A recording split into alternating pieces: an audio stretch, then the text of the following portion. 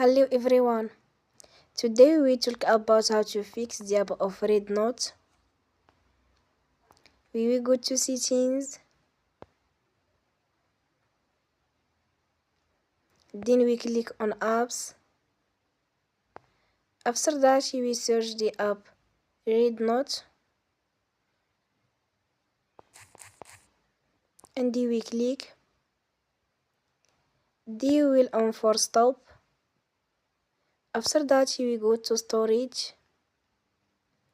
Then we click on clear cache. In the end, turn off your phone and you will restart your phone again. Don't forget to support us by like and subscribe. See you next time and thank you for watching.